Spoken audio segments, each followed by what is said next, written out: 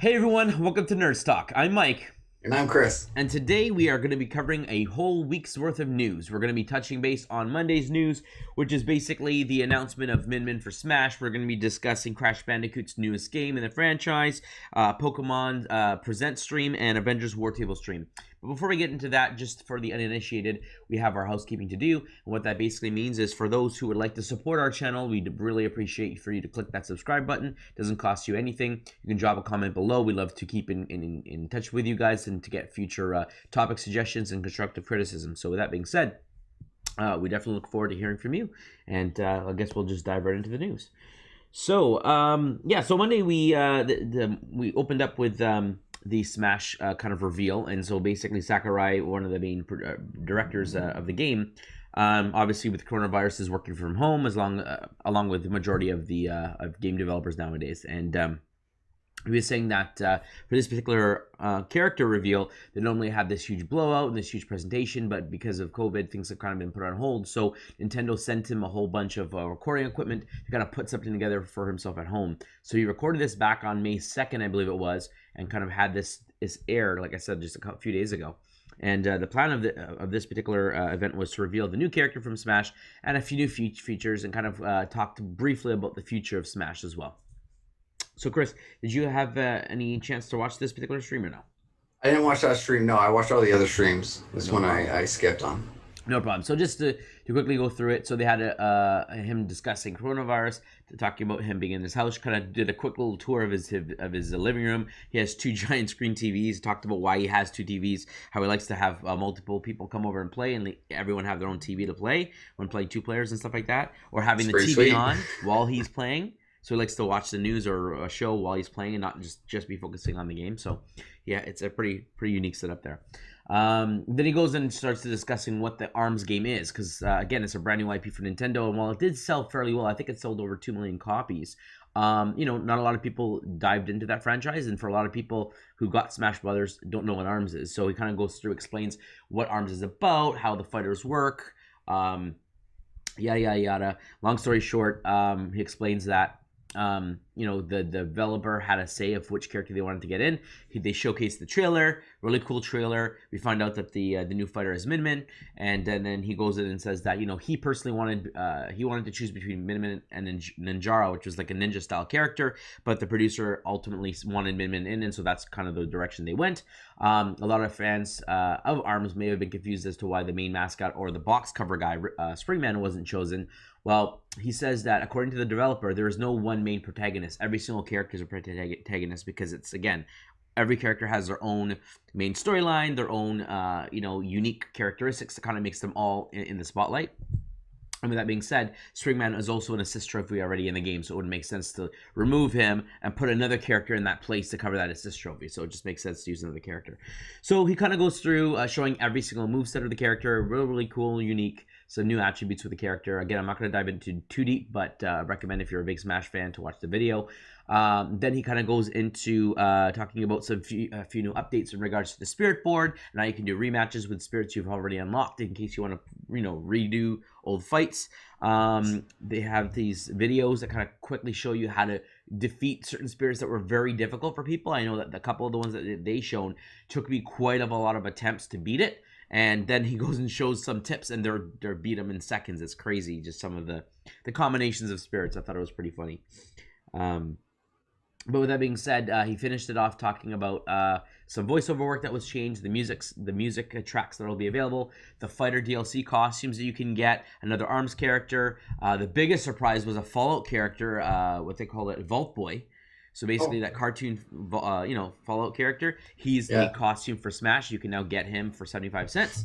So again, every new fighter, they always have one of those crazy characters. You had Cuphead, you had Sans from Undertale, and now you have Vault Boy. So they're adding in a bunch of fan favorites this way, who I guess didn't really have a shot to get in as a full-blown character. So that was a pretty nice surprise. And then he ends it with talking about how all the amiibos have been released for all the fighters, and how some fans were like, well, what about the Zelda and Ganondorf redesigns? Are they going to get, a new amiibos? And he said, nope, we're not making new amiibos for those. All the amiibos have been released. This is it. And then he kind of looks at the camera, and then he reaches over and grabs the first DLC fighter amiibo, what everyone expected. They did promise a fighter for each unique character in Ultimate. So all the DLC fighters are getting amiibos. He showcased Joker, and then he pulled out Hero as the first two coming in what he said fall of 2020. They don't have a specific date due to manufacturing and whatnot. And then he said obviously all the rest of the DLC characters will get an amiibo. So we're talking of a total of 11 more amiibos before it's completely done, and I don't think amiibos will come back anytime soon after that. But yeah, that was pretty much the stream. Really cool stuff. He told us that, the whole team is hard at work on Smash. They do expect to have, and his words were, at least, 6 more DLC fighters, right? So the rest of this pack. But he didn't say only the next 5. He said at least, which means there could be a potential another Fighters Pass coming down the line. I guess he wanted to leave the door open for that. But yeah, that was it for Smash. Really exciting. For an ARMS character, I guess that would be one of the fan favorites. So I was happy with that. Still really, really hoping that they end up getting Gino in the mix, but we'll have to wait and see over the next few months. That's pretty much it for Smash. I know you didn't watch it, but yeah, it's exciting for those who are a fan of the game. It's exciting for those who are a fan of ARMS, and there's not much more to say about it than that specifically.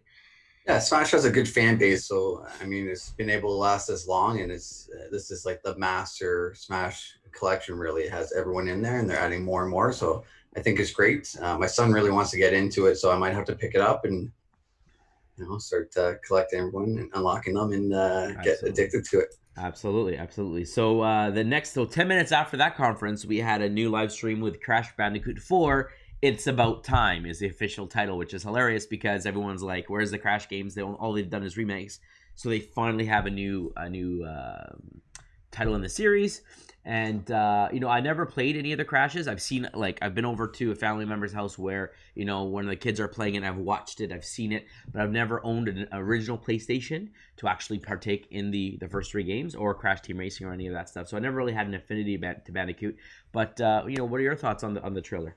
So I also never really played the games. I did play the racing game a little bit back in the day when it was out. So I enjoyed that and got to know some of the characters that way. But this trailer looked good. They're making fun of themselves a little bit at the very end there. They're like, how many times have you beat this boss? And they're like, 3. It's like, oh, it seems like a lot more. Yeah. But it seems really interesting where they can use you can use different, depending on kind of power-ups.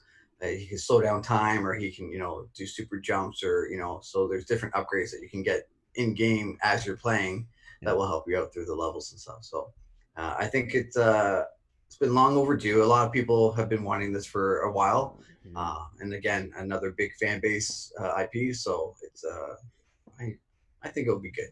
Yep, absolutely. We'll definitely make some sales. We'll see how many sales, and if it's worthwhile to keep this franchise going, or this is a one and done game. We'll have to wait and see. But yeah, that was the biggest news from Monday. And then jumping over to at the time of this recording is Wednesday. We opened up the day at 9 a.m. with the new Pokemon Presents, which they discussed last week that they'd be doing it, focusing on a new project, and that's all they said. So with this new Pokemon Presents, I figured they were going to announce another game, potentially 2. Doing a full Presents on one game, I didn't think was going to be possible, but they pulled it off. So they opened up talking quickly about Pokemon Cafe. It's officially available now. So again, they announced it last week. It dropped. I downloaded it. I've actually played it quite a bit today. Enjoyed it quite a bit. Very, very easily to pick up. Not a difficult puzzle game. Yep. Yeah. Expanded, did some upgrades, stuff like that. The kids liked it. I like that you can link your account so you can transfer your save from another device, and hopefully that's what they need to do. Like that was one of the biggest things that I was hoping for, and I know you were as well, because if you're playing on one device, you kind of want to carry everything over since you did all that work. Yeah. And same with your kids and my kids and everything like that. So it's a big bonus that they did that.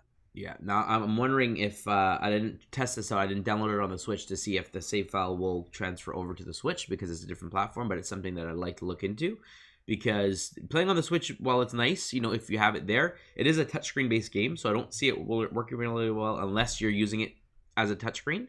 I don't think the controllers would work very well with how quick you gotta collect all the Pokemon, right? So yeah, so it's definitely not my primary place to play, which is why I downloaded it on my iPhone to play it there. Same here. But I would be interested to see if you can transfer it, if it's a situation where, I don't know, one of the kids on your mobile device, one of the kid wants to play, you can have a file on the Switch and vice versa, and kind of transfer it depending on who wants to take a turn. So I'll have to Definitely. test that out. Yeah, I did it on my iPhone as well. So Yeah. I didn't get a chance to download it on my Switch yet, but I will. I was hoping to tonight, but didn't get a chance. Yeah, yeah. So overall, I think it's a great game. Free. I haven't seen anything other than when I first booted it up, talking about purchasing a new character, Pikachu. I didn't even see where the shop was or where you'd actually go to pay the bundle. I just saw the news advertisement. I haven't been prompted to where a shop is, where you can spend money. I've literally unlocked, I think 6 Pokemon now. I've had 2 building expansions. I think it's 7 recipes. Like I've done quite a bit of the game now, and not a single prompt has come up to buy anything.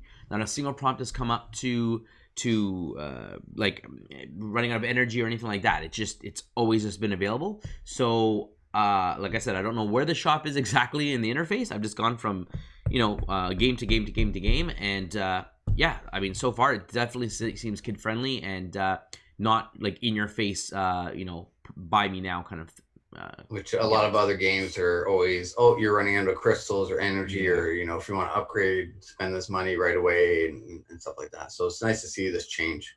Yeah, absolutely.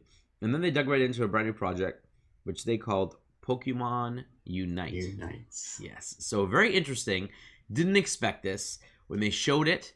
And they're like, oh, it's like a multiplayer. Because first they showed kind of like a history of Pokemon. It's like, Pokemon has got everyone together to trade, got everyone to fight, got everyone to like together to play the game and not just like a solo experience. Well, while it is in some sense, it is very much more a group gathering style game where you want to talk about your adventures, trade Pokemon, fight together. It's more than just the story in itself, right? There's a lot more game to once you beat the story. Yeah. So they kind of showcased that, and then they showed this new game where it's like you're battling as a team for the first time ever. It's basically a 5v5 MOBA is the best way you can describe it. It's a League of Legends knockoff of Pokemon. Very much so. Which I was sorry to interrupt, but I'm so kind of confused that they would go this route, because that genre is kind of come and gone. It's not as popular as it used to be. But maybe they're trying to boot it back up. It's definitely something different in the Pokemon realm, so that is fresh and new. So that might help as well. This is something most Pokemon players obviously have never seen, and it's a new type of game. It seems like all their announcements lately have been new type of games, which is exciting as well. From the cafe to the brushing, the smile to this now. Try new things. Unite. Exactly. So the 5v5 looked interesting. A lot about teamwork, which is nice.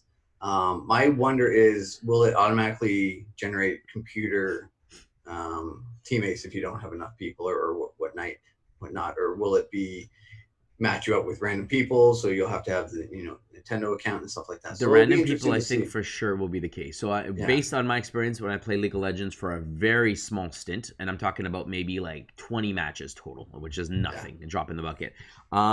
It'll match you. Well, I would assume if it's following the same formula, it's about not playing with computer players. It's about playing. And there could be an offline mode to practice and stuff like that, and that's a possibility. But I think it's made to be, you have a team of live people. Yeah, however many people, and then they'll fill other players onto your spot. So if you're playing solo, you go online, you'll be matched with random people, 5v5, and away you go, and you essentially have to try to work together. So ultimately, it'd be better to have a solid team of actual, 4 friends. Right, so you can communicate together and stuff. So it'll be much better. Yeah. It looks action packed. I like that it's Pokemon. It has, it has the different lanes. It has the different capture points.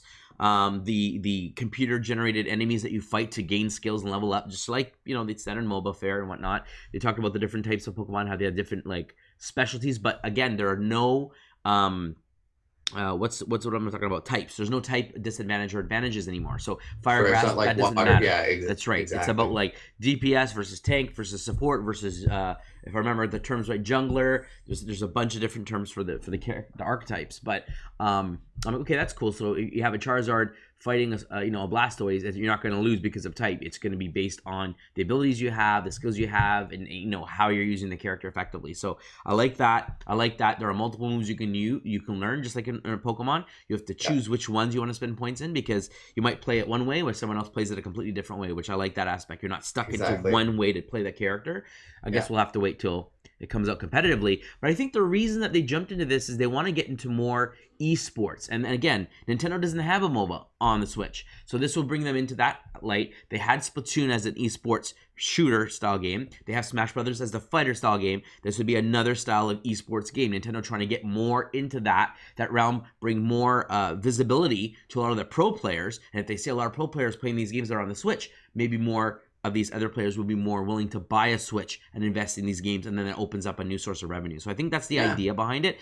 Pokemon makes tons of money in merchandise, in the games and in the TV shows and the cards. Definitely. Why not reach out into another market if they can? And I mean, with the last few games have been selling as successful as they have because of the Switch platform and the brand behind it. Now they're going with all these mobile games and stuff, and a lot of them are fun. A lot of them are pretty decent. So I think it's a great opportunity to try it out.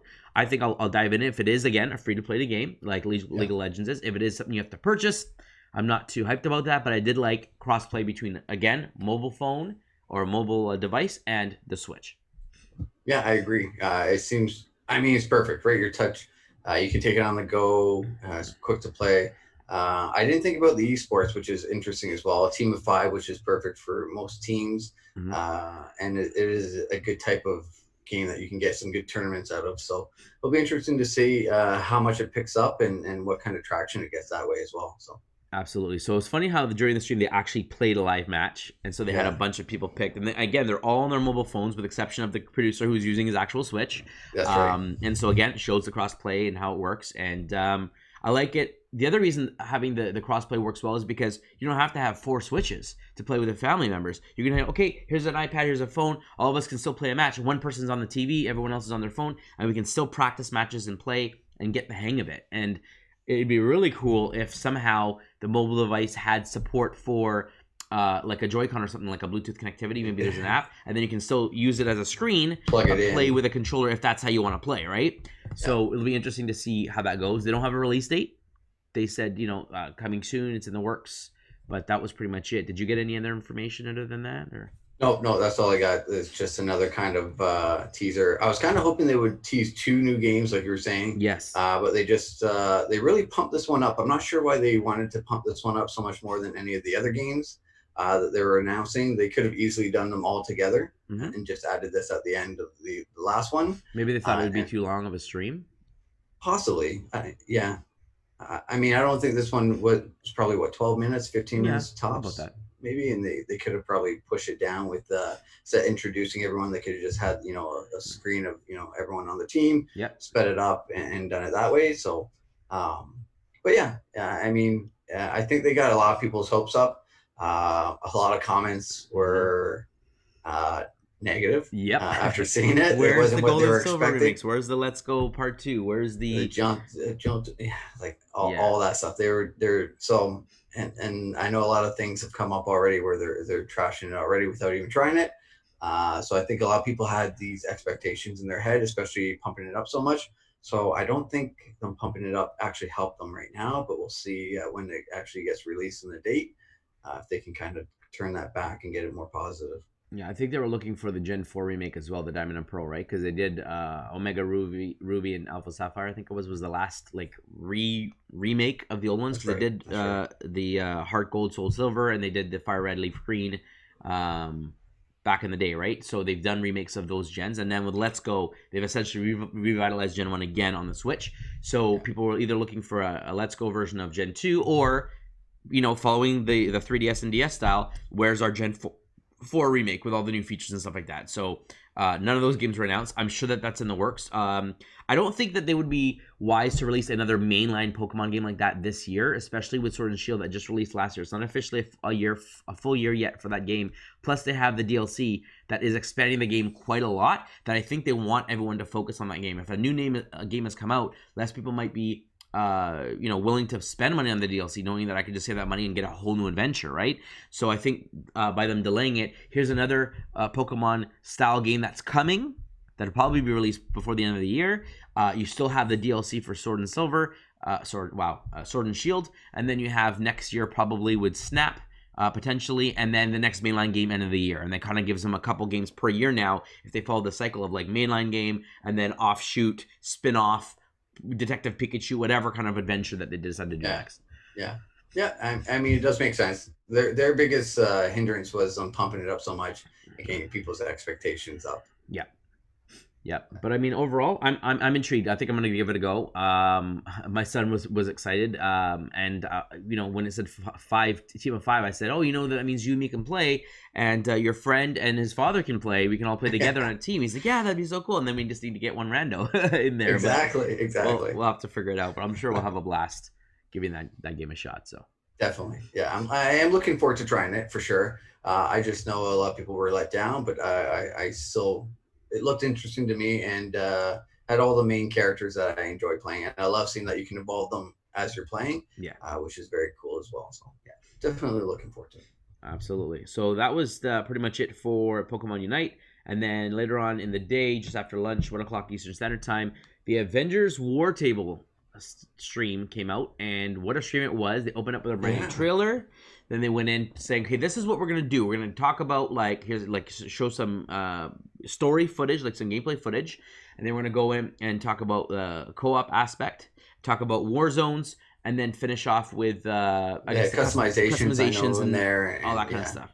Yeah. So yeah, and then we went right into it, and they talked about, you know, the opening trailer and talked about like the enemy that you're going to be facing. They showcased before they jumped into the actual gameplay footage. They showcased like a trailer with, you know, Kamala Khan, and kind of how her job is to, like you said, go around and collect these Avengers who have disbanded due to the death of Captain America after the 80. They're kind of set up and stuff like that. Yeah, and so, you know, you're in a mission where I guess she's after Thor. She's already, I guess, collected Iron Man because he's in that particular mission. But before we get to the mission, we find out that the main enemy is AIM, and MODOK is the main, like, big bad guy. Right. I'm like, great, so let's change it up. Let's do something new, right? Like, yeah, we've done Hydra all the time. In Hydra, exactly. We've done Hydra. We've got Thanos is all over the movies. Let's do AIM, and then you still have the hand, right?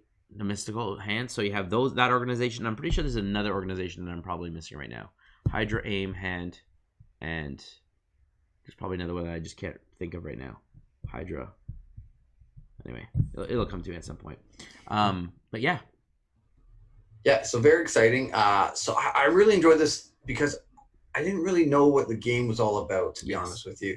The trailer didn't show too much other than just a bunch of Avengers on A-Day fighting and so on, and the captain passes away and everything kind of falls apart. But they don't really get more into it. So this was really nice to get, you know, a deeper dive into, you know, what the map will be like, how you're picking your missions, what kind of upgrades you can do.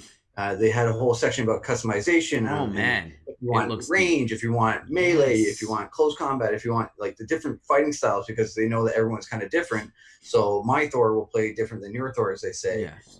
So you can customize it to your game style, and you know, choose those to upgrade first and learn new moves. And then they talked about, you know, you power up. It takes a while, but you get your special move that, you know, is worthwhile, and you might want to save it for, you know, certain times and stuff like that. So it was so good to see.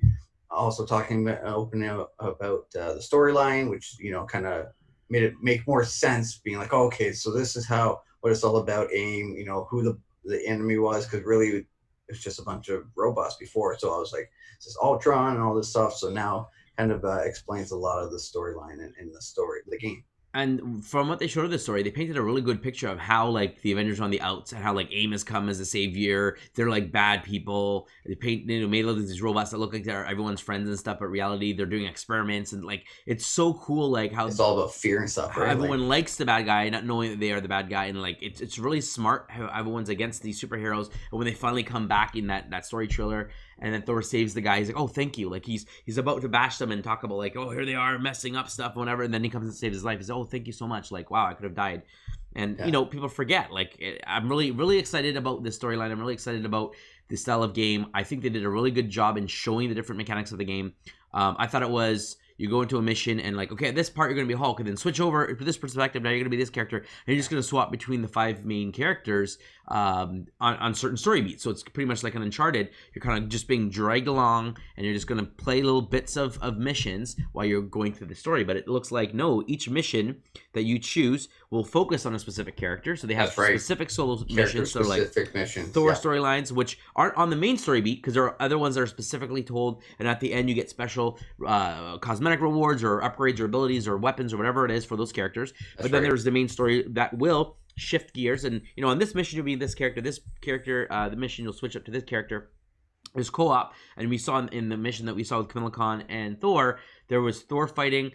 We saw Hulk there, so I'm assuming if you play co-op, it'll be those two, and then Iron Man kind of swings in. So there'll be opportunities for multiple players to play through each individual storyline, even if you're focused on one character. Or I guess in the main branching story, you'll have multiple characters to choose from potentially. I don't know, but also coming back to what you said about the customization, because they said like your Thor will play different from someone else's, that to me means like it's not going to be like Jedi Fallen Order, it's not going to be like God of War, where you can get all the points and upgrade everything to the max and you have the ultimate character. You'll have a minimal amount of points that you have to spec. Do I want to go in this spec tree or this spec tree? And that, like you said, is going to change your playstyle. So if you really want a guy that is, I don't know, ranged heavy, lightning damage heavy, or someone who gets in up front and close and personal, then different abilities are going to help you. You might want to have more health and survivability, you want more raw damage, you might want certain abilities that give you a lot more combos, or you might want ones that give you maybe more stamina, if there's a stamina thing for flying, who knows. So it's very interesting to see how that's going to affect the character, and how, like, is there going to be one ideal setup for each character, or is there going to be 3 or 4 ways that work very effectively, and so you're not forced to be like, oh, if you spec it any other way, you're not going to be doing the right amount of damage or whatever for this character. You can do whatever you want and still be an effective team member. Like in Destiny, I remember back in the day when I was playing the Hunter class, and it was like you had to spec way back. This is Destiny 1 with the daggers. I think there was a specific certain abilities that you wanted to focus on because you had to equip them, if I remember correctly, right? Specials or something like that. And there was like a specific grenade or a specific move that you wanted to do, and it was all about the daggers, getting into as much kills as you can, extending the amount of time you have during that ultimate. Again, it's been a while, and so you could spec it other ways, but people, when you're in these raids, you have one job, one purpose, and you need to be spec'd a certain way to do that job properly. And I'm hoping that this shies away from that and says, you know what, you can do it 3 or 4 different ways, spec it how you want, have fun, and you can still be a key member of the team. So yeah, I'm all game. Yeah, I'm hoping the same thing, because I'm hoping that the way you spec it to the way you play will make you the best player possible. So it'll be the most useful. If you're used to playing a certain way, then it's not going to force you out of your box of comfort, and you can play and be the best person because you're used to playing this way. This is how you want to play, and you know what you're doing this way, instead of being, out of your element, trying to be like, I don't know how to do close combat, and then you're kind of messing up and not being, it may be the best setup, but it's not best for you because you're not helping the way that you would be in different ways. So it sounds like that's the way that they're going. Go to your strength, and then that will be the best way the character can be used. Which is very exciting. But to your point, it seems like you can't have the best of all the worlds. You can't have super damage and super health and stuff like that. It's going to be like you're going to have to pick and choose what you want to give up, what you want to play, what you think is best, and go from there, which is nice as well, because no one wants to just max out a character and then have nothing else, right? If you want to replay it, you can choose a different way and try different things, and maybe, I didn't like this, so I'll choose this next time, and stuff like that. And besides the customization that you can have with the different like skins and stuff like that, they had like the different weapons and mods for like your actual armor and stuff like that augment like the damage you do. Like it showed Iron Man with Gamma, and it was like, certain enemies might be weak against Gamma, or some against energy or electricity or fire or whatever, and so you have to augment your powers to do more effective. Or maybe there'll be multiple enemies, and so you're doing really weak against this type because you're spec'd for this type of energy. So you're going to help it over here, player, exactly, and someone else is going to. And again, it's a teamwork. You're just going to have to be working together to do the most damage or whatever. Or like Thor has an ultimate where like he boosts himself in this damage, but then Iron Man flew through it and got the boost himself. I'm like, that's so cool. They can help each other. So there's a lot of cool options there. They talked about multiple. They plan to support this going forward. Lots of missions. For free. They talked about war zones being, I guess that's like the multiplayer component where you're dropped in. There'll be different bosses, there'll be different enemies to kill, and all those kind of objectives that change, obviously. And you could bring different heroes in to do them. So there's different ways on how you can accomplish it, which You'll is get great. upgrades from that and different crates and stuff like that. So that'll be Exactly. So that's like your awesome. raid or in-game content. In addition, they talked about adding more of those missions and Warzone options in addition to new characters, which we already That's knew. right. The first one that they announced back when they first announced the game was Ant-Man. Would That's be right. coming, in the future. And then I was thinking about this. Sony owns the Spider-Man game. Could they do an exclusive on PS4 Spider-Man, or would that alienate the crowd? I don't know. I mean, they could do I don't think they'd do an exclusive on Xbox because then people would be like, "Oh, I want this character, this character." But I wouldn't be surprised to see Spider-Man coming to the game as a DLC. They'd make tons Yeah, of money definitely. regardless, so it makes sense to And pay he's for a him. great character, right? So he'll be huge in that franchise as well. So Yeah. look at And, some of the bigger ones out there for sure. and they showed Inhumans in the game. We saw like a floating green person. I was like, "Is that She-Hulk?" Oh, I know She-Hulk can't fly, so I'm like, that's someone else. So yeah, I mean, there's gonna be more characters for sure. If they're trying to support this for years to come, expect a lot of the big name heroes: Black Panther, Spider-Man, Hawkeye, like all these characters that at least you've seen in the movies at this point are probably gonna be Exactly. priority. Um, but yeah, I'm like, I'm all in. I enjoyed the gameplay. I thought it looked cool. The different combos, just not just smashing the same buttons, like light, heavy attack, whatever. It was like you can That's right. You spec can and do have. different melees and stuff like that. Yep. And, yeah, and combos and yeah. I did kind of wish it was a little bit more free flow, like the Batman Arkham games, where while in that game you're hitting the same buttons, but the animations change, so you're doing different moves and you're chaining different moves, so it looks more dynamic. Um, this one, it's pretty much like, okay, you hit like light, hard, you're gonna do this combo. You do this over here, you're gonna throw your hammer, and which is great. You can do a lot of different abilities and how you spec, which is awesome. I'm all for that. But when you are doing certain combos, instead of it having the exact same animation, it would be cool if it kind of tweaked it a little bit, sort of the way the Batman did it. But I mean, I'll have to see how much of these moves are available as you're specking through the trees to see if it actually, gives you that much more variety. Yeah. But yeah, I'm all in for customizable armor. Like I said, skins, the abilities, all that kind of stuff sounds great to me. Different gameplays, lots of missions. It looks like, and you can kind of choose what missions as you're going. You can go storyline, or you can go offbeat a little bit Yes. with certain characters. So it gives you that freedom to choose what you want to do that night per se or day. And you're also repairing the Hellcarrier. I can't remember the name of Yes, it, that's but your yeah. base where you're running out of everything. Like you're running So your that base probably out. has some sort of base building. There's some as you repair certain rooms, you're gonna get some benefits.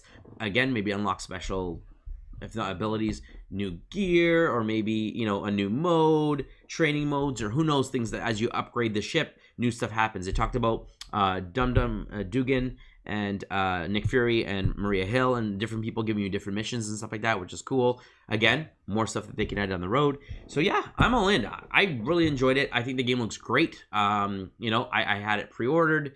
I think I'm definitely going to be getting this game regardless. So that's great for me. A lot of people were worried about it being light on content, and they did announce the release date is September 4th, I believe it was, right? I believe that's what they said. Yeah, Yeah. I don't remember right now, but I- They did talk about so a free upgrade to PS5 or Xbox Series X if you buy this gen version, but they didn't talk about if it had to be done within a year or 6 months or whatever it was, or if as long as you own the game and you get the new system, you can get the free upgrade.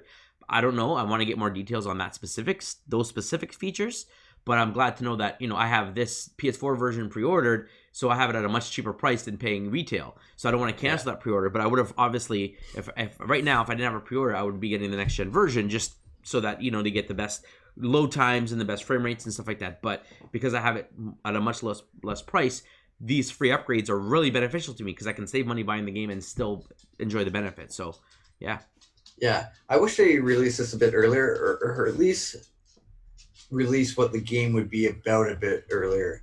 Because I shied away from. I had it pre-ordered and then I canceled my pre-order because I shied away because I wasn't sure what type of game it was going to be, or if it was my type, or if I'd be worth the money.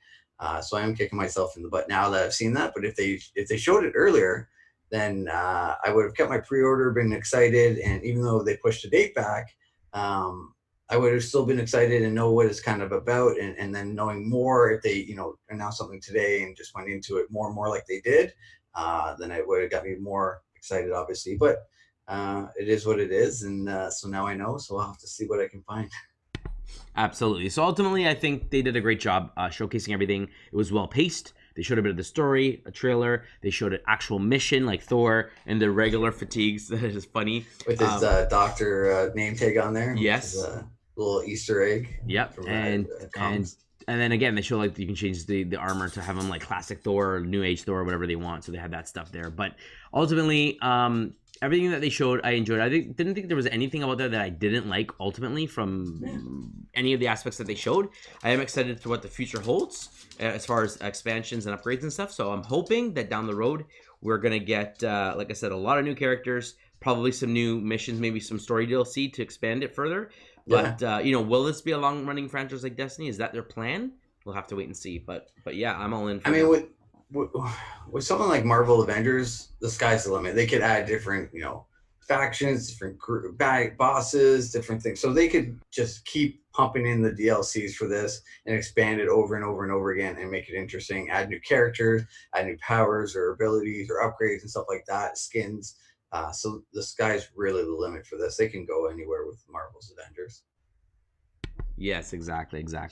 So, I mean, that was pretty much the news, unless there was anything else that I missed. Oh, yeah. I mean, there's a lot going on.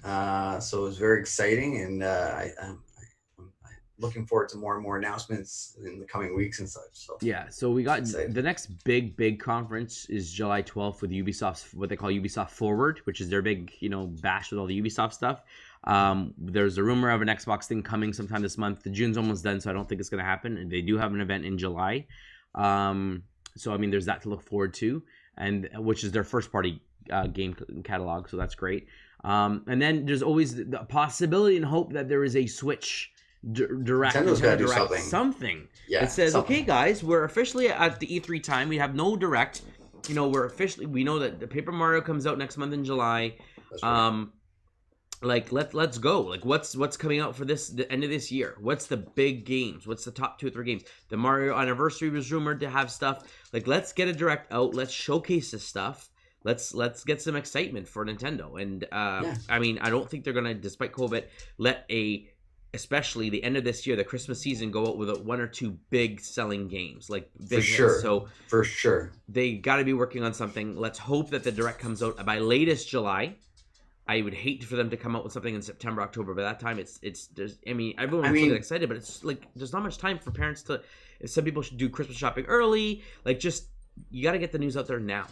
I have a feeling they're going to give like a day notice and kind of do a surprise direct and just pop it out there and just kind of catch everyone by surprise. That seems to be their MO lately. Yeah, lately that has been the case, and I mean, ultimately, when it comes down to it, they are going up against 2 major consoles that are launching, and the focus is going to be on the tech and how fast and how beautiful the games are and all the next gen games and exclusives. But they're always different than those guys, right? They have a different niche and stuff like that, and people appreciate for that, and the Nintendo fans follow them for that reason as well. So correct, but I mean, the way I look at it is, as a gamer who plays, the multi-console situation here, PS5 and Xbox launches, and they have a case for 1 or 2 amazing exclusives that I want day one. I go out and I say, okay, I'm buying that console. I'm going to invest some time in that. And then, you know what? While I'm on there and I'm playing that main game and, I want some other games, this is a brand new toy, essentially. I want to go on and get the third-party games on this console. I want to get the indie games on this console because I'm enjoying this new experience. So that means, the Switch eShop, which has been like the holy grail for independent developers in terms of sales, their focus is going to start shifting, and there'll be less people that are investing or buying or whatever on their Switch when they're focusing on the next gen console. So I think Nintendo needs to have 1 or 2 big titles that will have people, you know what? Yeah, I got a PS5 and I got this game, but they just dropped this brand new Mario game, and I really want to spend time playing it. Yeah. Got to keep in the mindset, especially for the holidays. So yeah, we'll have to wait and see what they do. But I mean, those are our predictions at this point. I think there was a couple other smaller like indie conferences, Japanese games, stuff that comes up, but we'll obviously capture anything that we have any interest in and do a video for our fans. But yeah, is there anything else you want to add? Oh, that's it. I think it went well, and I was really excited with all the news for Pokemon from the last week and this week, and the Avengers game looks really, really exciting. So it does. A lot of money's coming out of my pocket. Too much money right now. Too much. Yeah. All right, so there you have it, folks. That is our thoughts on all the news of this week, basically June 21st. And yeah, we're really, really excited about what they've announced so far and what's yet to come. But let us know what you think. Drop a comment below. Let us know what you were most excited about in regards to the streaming events that we just covered today. If there was a game that we didn't mention that you were really stoked about that was announced this week, let us know. I know there were some leaks about Rocksteady and stuff. We might cover that in another video. But specifically about what we covered today, we'd really be interested to know what you think about it. Like the video if you enjoyed our content. Subscribe if you'd like to support us. And as always, friends, stay nerdy.